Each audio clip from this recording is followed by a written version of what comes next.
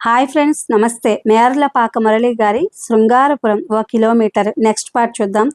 అయితే గోపాలకృష్ణను ఏం చేయబోతున్నావు? చేతబడి చేసి చంపేస్తున్నావా? బాణామతితో వాడి బతుకుని కాల్ చేస్తున్నావా? ఇన్ని రోజులు ఆలోచించి ఏం నిర్ణయించుకున్నావు? దీవాన్ వెంకట్రామయ్య చాలా కూల్గా కుర్చీలో జారిగల పడుతూ అడిగాడు పులిరాజును. అప్పుడు రాత్రి 9 అయి ఉంటుంది. చుట్టూ చీకటి భయంకరంగా ఉంది. పౌర్ణమి వెళ్ళి వారమో 10 రోజులు అయినట్టుగా గుర్తుగా చీకటి మందంగా పేరుకుని ఉంది. వాడికి నేను చేయబోయేది చేతబడి కాదు, వాతబడి. కళ్ళల్లోని క్రూరత్వం ఒలుకుతుంటే అన్నాడు పులిరాజు. వాతబడా అంటే?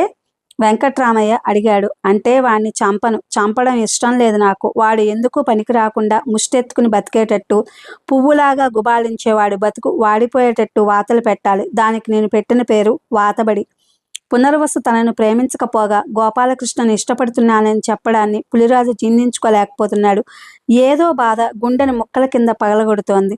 పునర్వసు మీద అతనికి కోపం కలగలేదు. గోపాలకృష్ణ లేకుంటే ఆమె తనను ప్రేమించి ఉండేదని బలంగా నమ్ముతున్నాడు.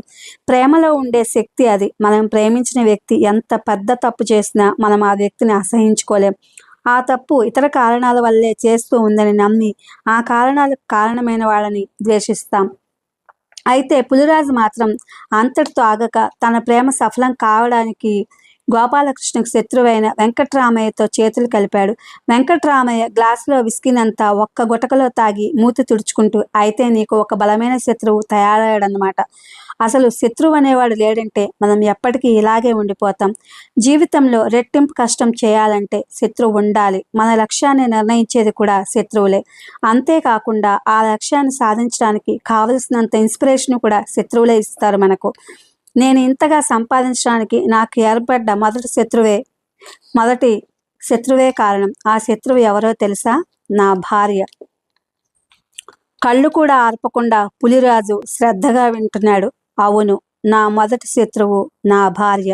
అప్పట్లో నేను గోపాలకృష్ణ తండ్రి భూపతిరాజు దగ్గర దీవానిగా పనిచేసేవాడిని. ఏదో వాళ్ళిచ్చిన దాంతో సుఖంగా కాపురం చేసేవాడిని. నా భార్య అసంతృప్తి ప్రకటించడం ప్రారంభించింది. నా ఆదాయాన్ని, నా బతుకుని పరిహసించడం ప్రారంభించింది.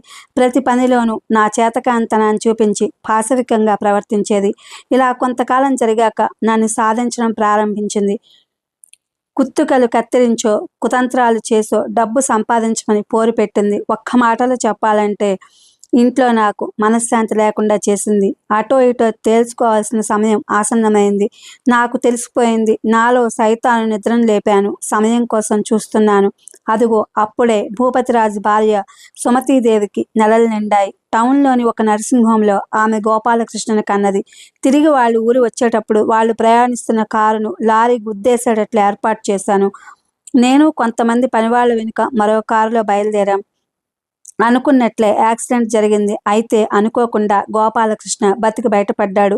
యాక్సిడెంట్ జరిగాక వచ్చి చూస్తే పెద్దవాళ్ళిద్దరూ చనిపోయారు. అయితే రోజుల బిడ్డ అయిన గోపాలకృష్ణ బతికాడు.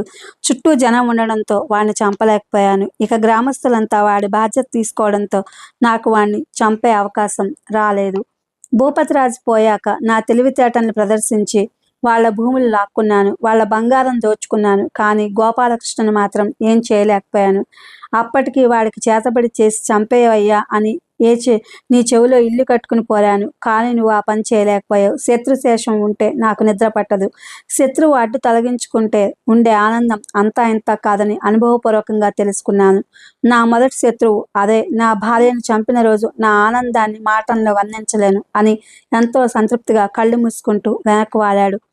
ఊర్లో జనానికి ఆ గోపాలకృష్ణకు మీరు వాళ్ళ ఆస్తిని కాజేశారని తెలుసు గాని మీరే భూపతిరాజు దంపతులను చంపినట్లు తెలియదు. ఇది తెలిసిన రోజున గోపాలకృష్ణ ఊరుకుంటాడా? మీ మీద పగ సాధించడా? పులిరాజు తన అనుమానాన్ని వెలిబుచ్చాడు. అందుకే కదా శత్రుశేషం ఉంచుకోకూడదంట.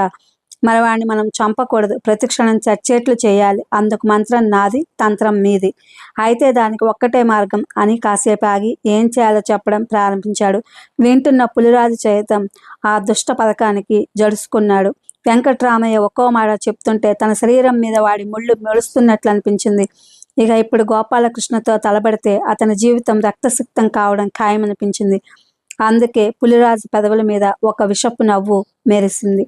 ఇది ఫ్రెండ్స్, మేర్లపాక మురళి గారి శృంగారపురం 1 కిలోమీటర్.